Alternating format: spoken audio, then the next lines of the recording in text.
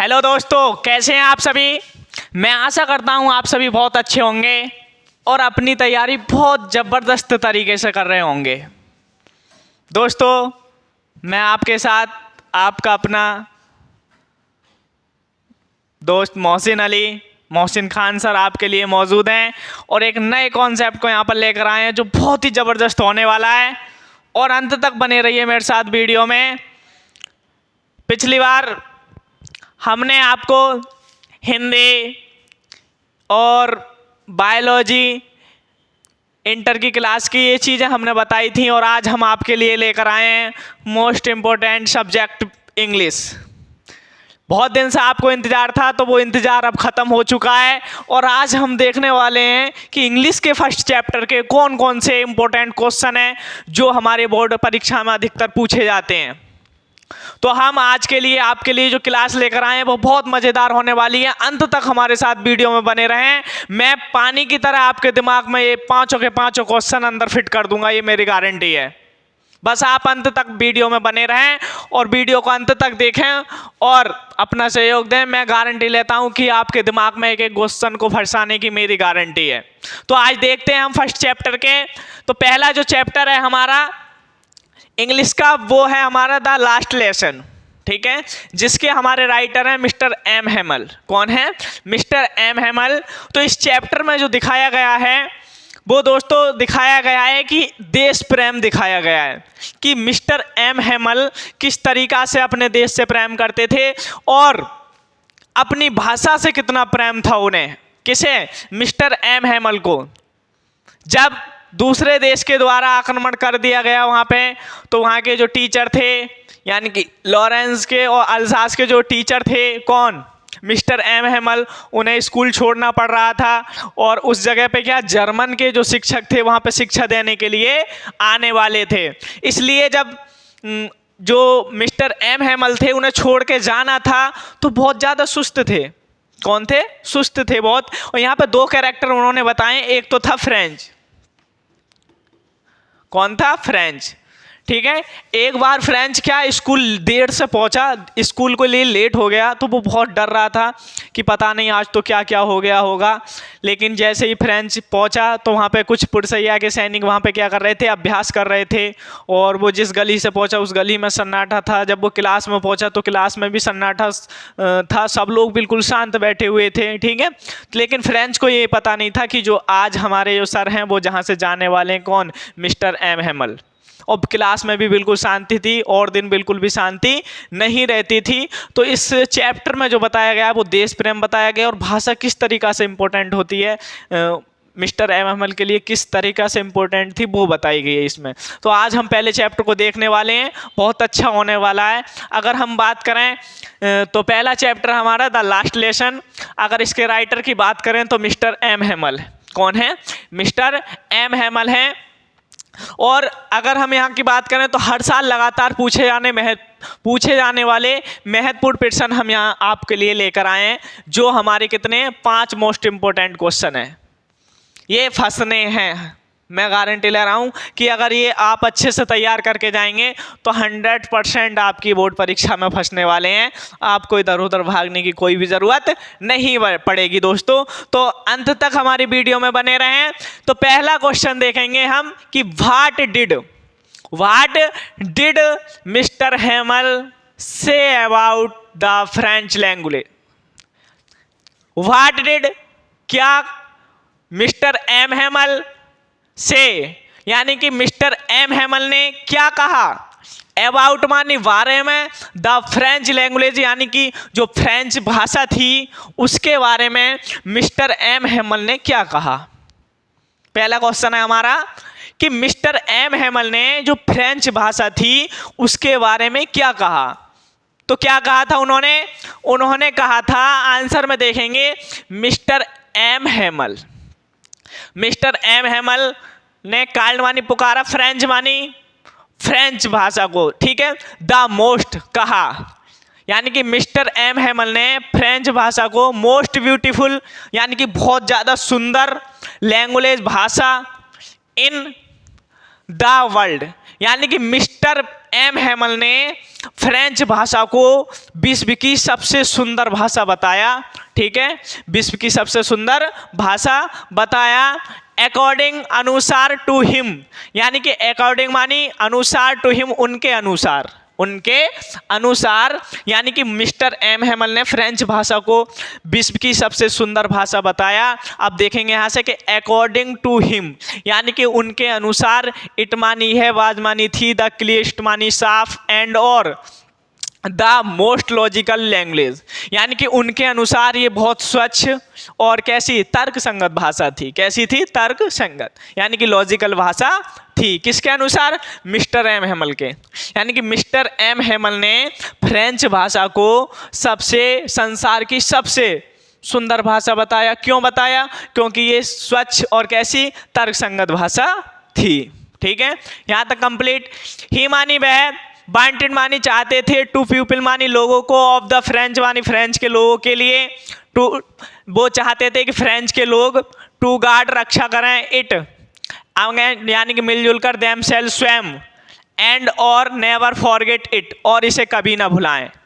He wanted to people French, यानी कि वो चाहते थे कि जो फ्रेंच के लोग हैं, ठीक है, वो गार्ड यानी कि सुरक्षा करें, इट एमंग आपस में मिलजुल कर, एमंग देम सेल्फ आपस में मिलजुल कर, यानी कि जो फ्रेंच भाषा है, जो फ्रेंच के लोग हैं वो इसकी सुरक्षा करें, एंड और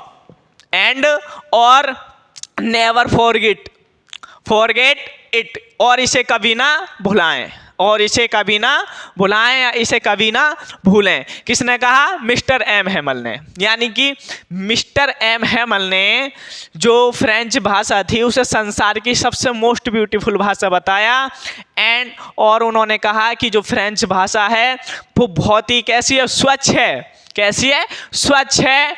और कैसी है? तर्क संगत भाषा है। कैसी है? तर्क संगत भाषा है ऑफ द वर्ल्ड, यानी कि संसार की। किसने कहा? मिस्टर एम हेमल ने कहा। और वो चाहते थे कि जो फ्रेंच के लोग हैं वो इसकी क्या करें? सुरक्षा करें, आपस में मिलजुल कर, और इसे कभी ना भुलाएं। तो पहला ये हमारा प्रश्न था जिसका उत्तर मैंने आपको समझाया, यहाँ पर अर्थ सहित मैंने आपको यहाँ पर बताया है। ठीक है, तो पहला प्रश्न हमारा हो गया कि मिस्टर एम हेमल ने फ्रेंच भाषा के बारे में क्या कहा था। मिस्टर एम हेमल ने फ्रेंच भाषा के बारे में बताया कि जो फ्रेंच भाषा है वो संसार की सबसे most beautiful and clearest and logical language यानी कि भाषा है, और वो चाहते थे कि जो फ्रेंच के लोग हैं वो इस भाषा को क्या करें? इसकी सुरक्षा करें, आपस में मिलकर, और इसे कभी ना भुलाएं। पहला प्रश्न हमारा यहाँ पे कंप्लीट हो गया। दूसरा प्रश्न देखेंगे कैसा है? इंपॉर्टेंट है, मोस्ट इंपॉर्टेंट क्वेश्चन है जो हर साल पूछा जाता है। 22 में पूछा गया था, 23 में पूछा गया था और 24 में पूछा गया था। तो उम्मीद है कि इस बार भी पूछा जाएगा। बहुत सिंपल भाषा में यहाँ हमने आपको लिखवाया है, आपको बिल्कुल भी प्रॉब्लम नहीं होगी, याद करने में आपको कोई भी दिक्कत नहीं होगी। ठीक है, अगला प्रश्न देखेंगे हम। अगला है कि whom did mister Hamel blame for not playing proper attention to the study of French. Mister M Hamel, ठीक है, कि whom did mister M Hamel के, ठीक है, मिस्टर एम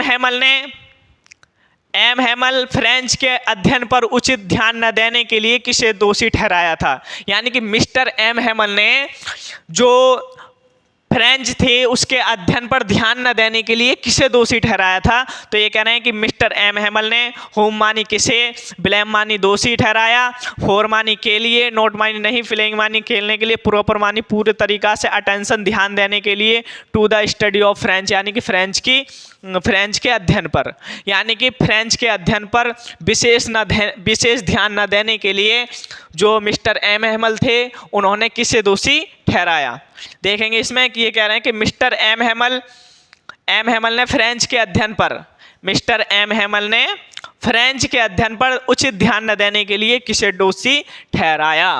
ठीक है, कि दोषी कौन हो सकता है। तो देखेंगे इसमें, तो mister M Hamel blamed himself as well as the parents for the ignorance of studies.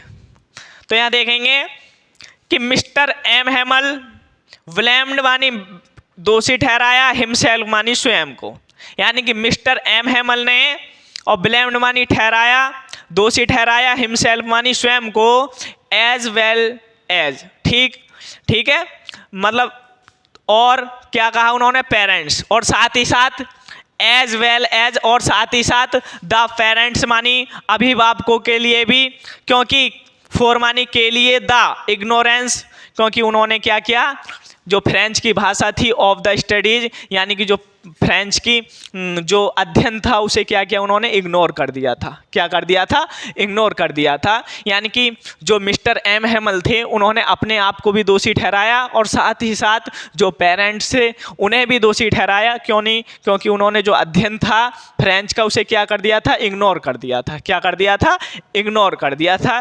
ठीक है, ही ब्लेम्ड, उन्होंने दोषी ठहराया, द पेरेंट्स मानी अभिभावकों को, ठीक है, उन्होंने ही ब्लेम्ड मानी कि उन्होंने दोषी ठहराया, ब्लेम्ड मानी दोषी ठहराया, द पेरेंट्स मानी माता पिताओं को, ठीक है, या अभिभावक को, बिकॉज, क्योंकि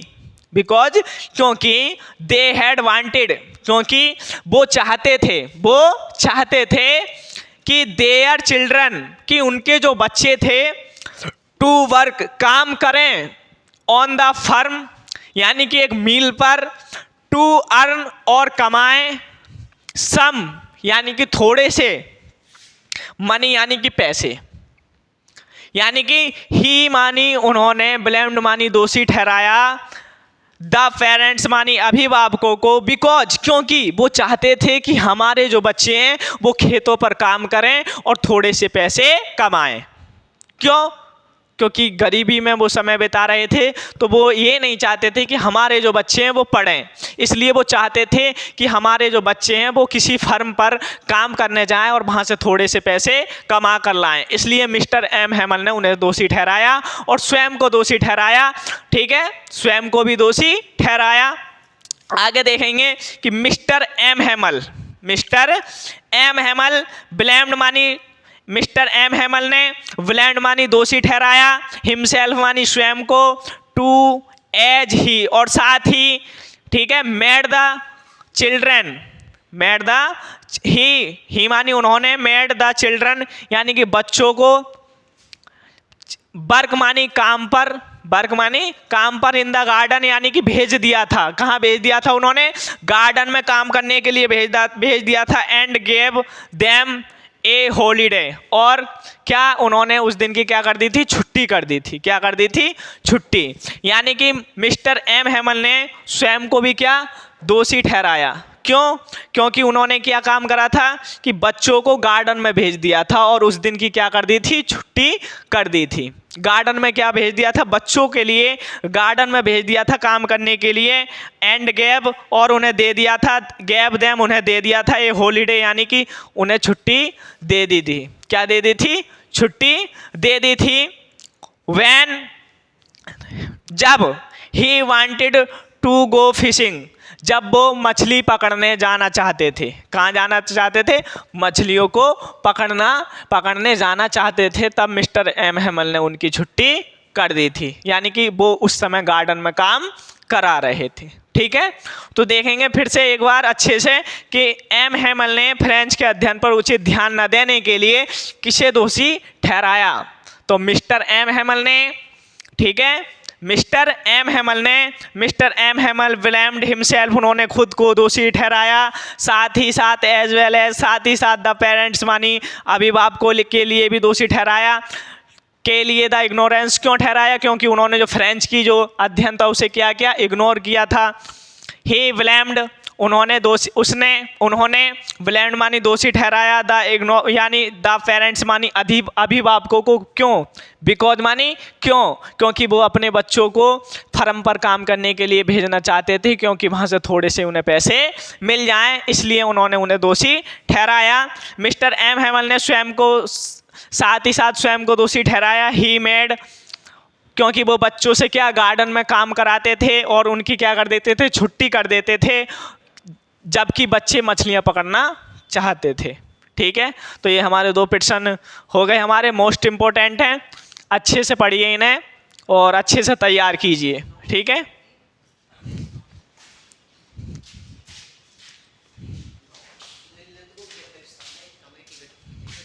रोक दियो।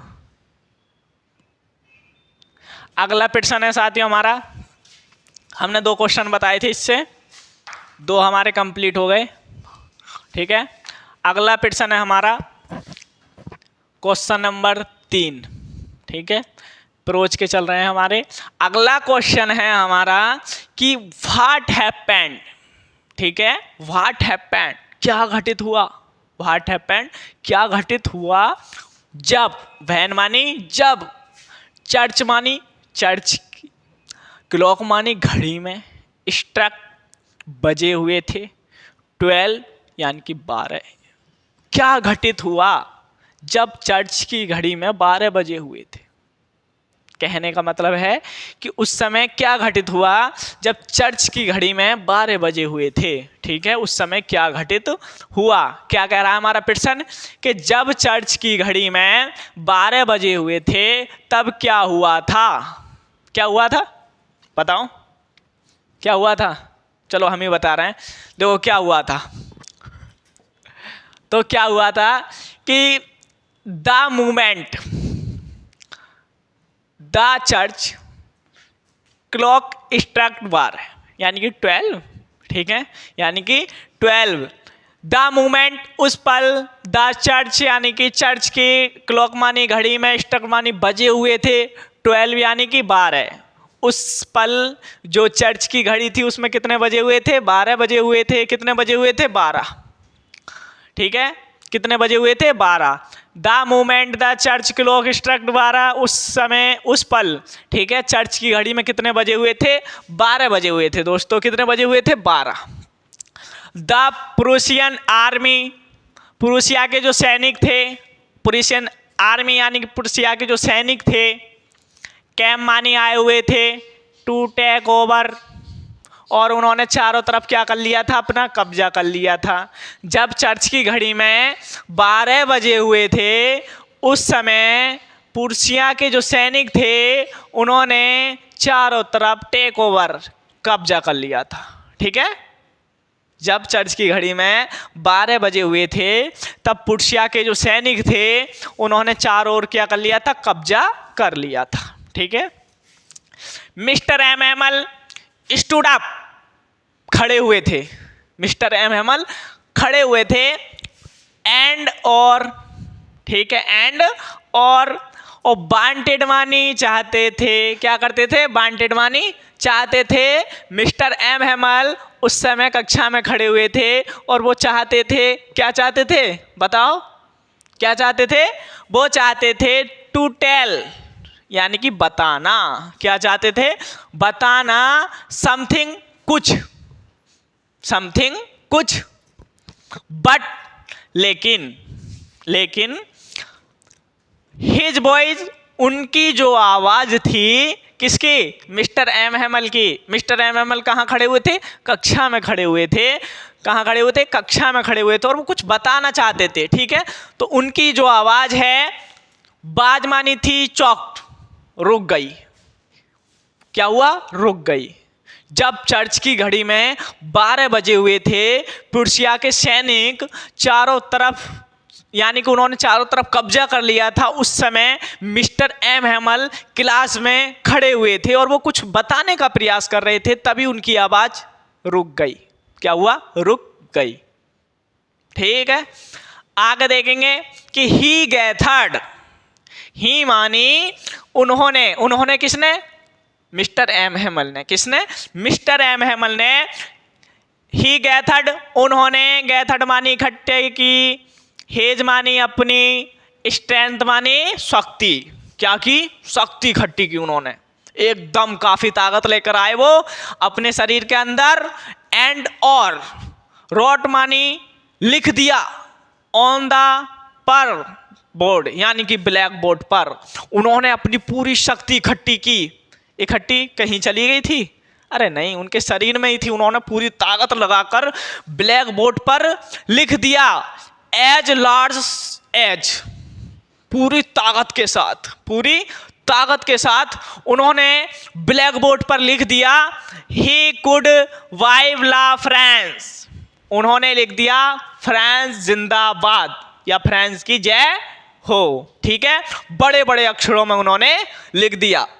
कब लिखा? जब उन्होंने अपनी पूरी शक्ति को इकट्ठा किया और पूरी ताकत के साथ ब्लैक बोर्ड पर लिख दिया फ्रांस की जय, फ्रांस जिंदाबाद। एंड और डिसमिस्ड द स्कूल, और उन्होंने स्कूल की छुट्टी कर दिया, स्कूल खत्म कर दिया उन्होंने। ठीक है, किसने? मिस्टर एम हैमल ने। जब चर्च की घड़ी में 12 बजे हुए थे, उस समय पर जो पुर्शिया के सैनिक थे वो आए हुए थे और उन्होंने चारों तरफ अपना कब्जा कर लिया था। और उस समय हमारे mister M Hamel sir class में खड़े हुए थे और कुछ बताने का प्रयास कर रहे थे। तभी उनकी जो आवाज़ है वो क्या हुई? रुक गई। क्या हुई? रुक गई। ठीक है, जब उनकी आवाज़ रुक गई तो उन्होंने अपनी शक्ति को इकट्ठा किया और इकट्ठा करने के बाद उन्होंने अपनी पूरी ताकत के साथ ब्लैक बोर्ड पे लिख दिया बड़े से अक्षरों में फ्रांस जिंदाबाद। क्या लिख दिया? फ्रांस जिंदाबाद। और ये क्या चीज़ दिखाती थी? ये दर्शाती थी कि मिस्टर एम हैमल की देश के प्रति देशभक्ति। क्या दिखाती थी? उनकी देशभक्ति, कि मिस्टर एम हैमल को अपने देश के प्रति कितना प्रेम था और अपनी भाषा के प्रति कितना प्रेम था। और इसी के साथ उन्होंने स्कूल को खत्म कर दिया। ठीक है, तो ये था हमारा प्रश्न, जिसका उत्तर हमने तुम्हें बहुत आसान शब्दों में बताने का प्रयास किया है। ठीक है, आगे देखेंगे। अगला प्रश्न है हमारा, ये क्या है? हमारा इम्पोर्टेंट है। ठीक है, 22 में पूछा गया था, 23 में पूछा गया था और 24 में पूछा गया था। और जब कहते हैं ना कि जब हम स्पीड से चलते हैं ना, खूब तेज दौड़ते हैं और दौड़ते चले जाएं तो अचानक से रुकते नहीं हैं, तो कहने का तात्पर्य है क्या पता आ जाए। ठीक है, लगातार पूछा जा रहा है तो इस बार भी क्या पता फंस जाए। सिंपल भाषा में बता दिया है आपको, अच्छे से तैयार कराएं, डरने वाली कोई बात है नहीं, क्योंकि मौसम सर आपके साथ हैं। ठीक है, कहीं भी लेके चलो बेफिक्र होके, बस लड़ाई में मत लेके जाना। ठीक है, अगला देखेंगे हम।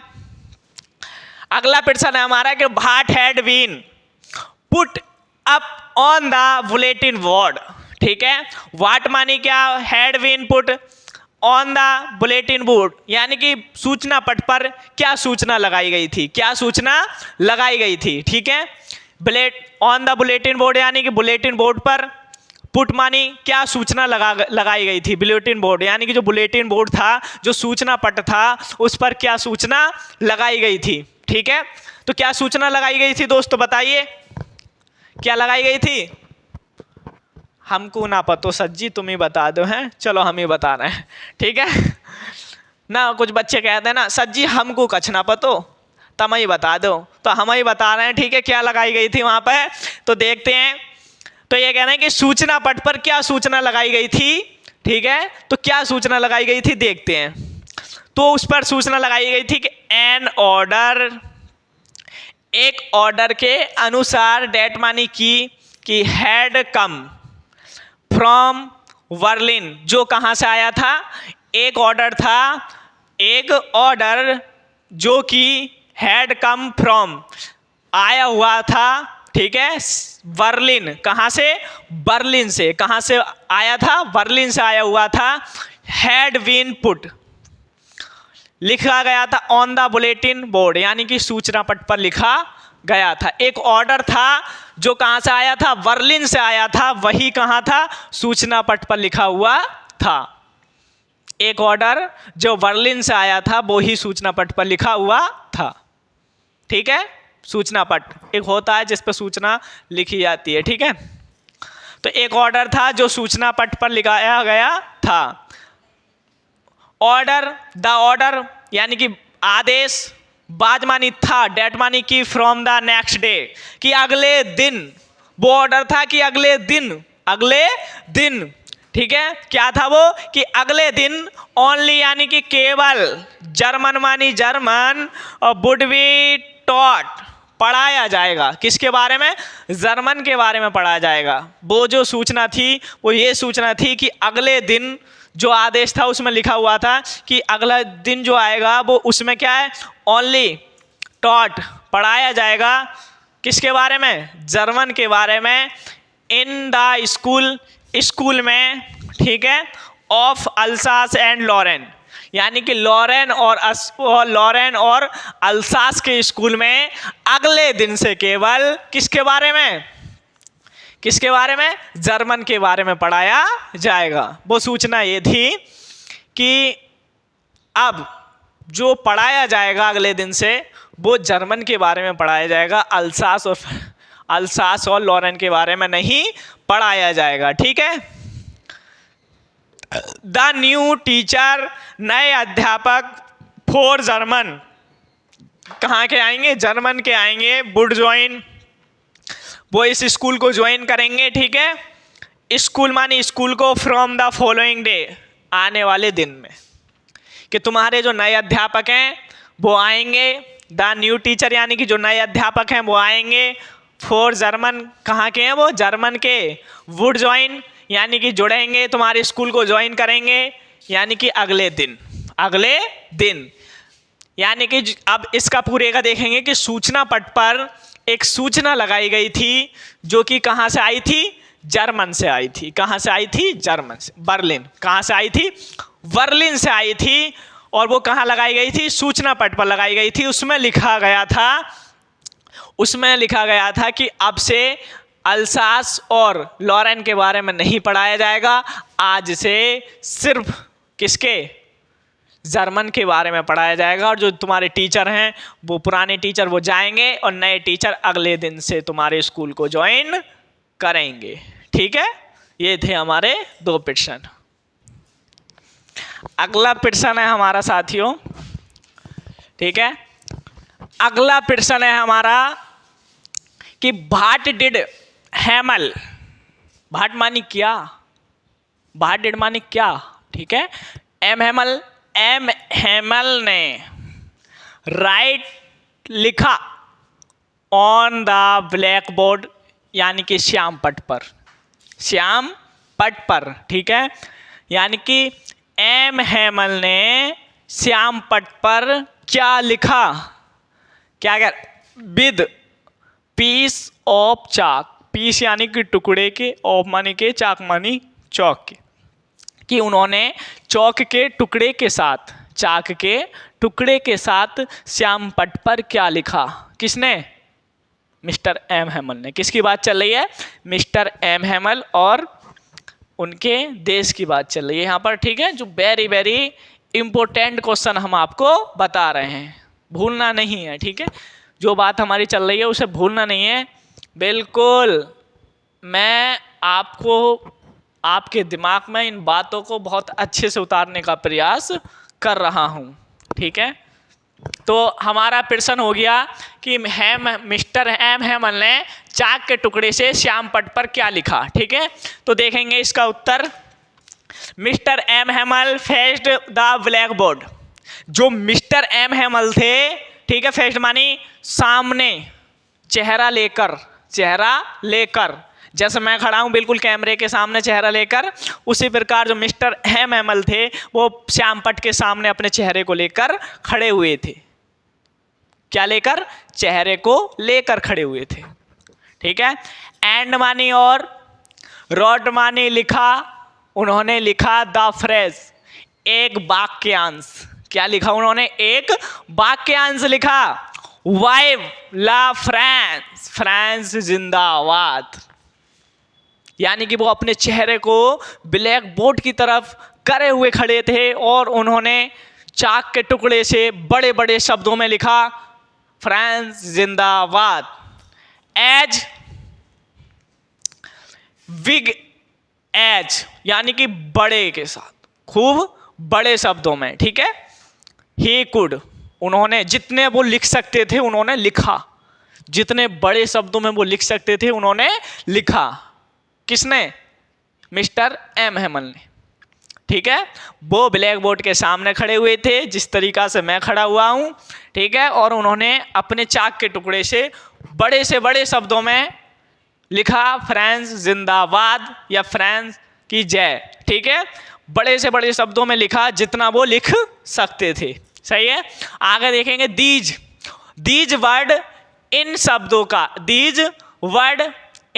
का मीन यानी कि जो मतलब था, लॉन्ग मानी लंबा, लाइव फ्रांस यानी कि जो फ्रांस क्या, इस शब्दों का जो लिखा था उन्होंने उसका क्या मतलब था कि फ्रांस जिंदाबाद, जो फ्रांस है वो क्या हो, जिंदाबाद, हमेशा जिंदाबाद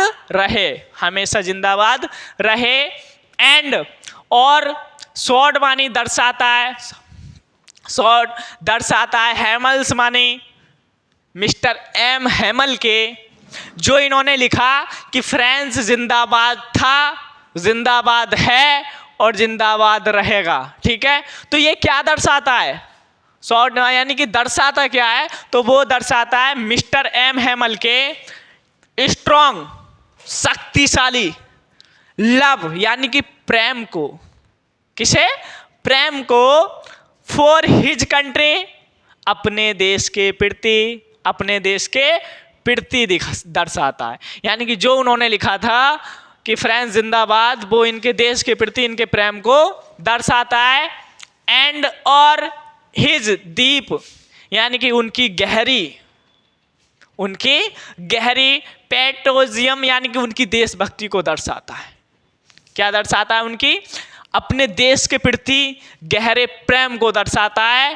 ठीक है, क्या उन्होंने जो लिखा था कि फ्रांस जिंदाबाद, वो उनकी गहरी देशभक्ति को दर्शाता है। ठीक है, तो ये थे हमारे 5 क्वेश्चन दोस्तों। मैं आशा करता हूँ कि मैंने आपको बहुत अच्छे शब्दों में समझाने का प्रयास किया है और आप इनको बहुत अच्छे से तैयार करिए, घबराइए नहीं। आपको जिस टॉपिक पे भी वीडियो चाहिए आप एक कमेंट करें प्यारा सा, और लाइक कमेंट तो ज़रूर करें वीडियो पर, ताकि आपका प्यार हमें मिलता रहे और हम अगली वीडियो लाते रहें। ठीक है, अगर आपको किसी भी टॉपिक पे वीडियो चाहिए तो आप कमेंट में बताएं, आपको कोई भी तकलीफ नहीं होगी। मैं आशा करता हूं मैंने जो बताया वो अच्छे से समझाने का प्रयास किया, आपके दिमाग में अच्छे से फिट हुआ होगा और अच्छे से तैयारी करते रहें। और इसी के साथ दोस्तों, किसी ने कहा है कि ना पूछो कि मेरी मंजिल कहाँ है, ना पूछो कि मेरी मंजिल कहाँ है। भाई रोको वीडियो, रोको यार, हद है भाई यार। ना पूछो मेरी मंजिल कहाँ है, ना पूछो कि मेरी मंजिल कहाँ है, अभी तो सफ़र का इरादा किया है। मेरे दोस्त, कि ना पूछ कि मेरी मंजिल कहाँ है, अभी तो सफ़र का इरादा किया है। ना हारूंगा हौसला उम्र भर, ना हारूंगा हौसला उम्र भर, ना हारूंगा हौसला उम्र भर, ये मैंने खुद से वादा किया है। दोस्तों, अगर हम खुद से वादा कर लेते हैं ना हारने का, तो जीत एक दिन हमें अवश्य मिलती है।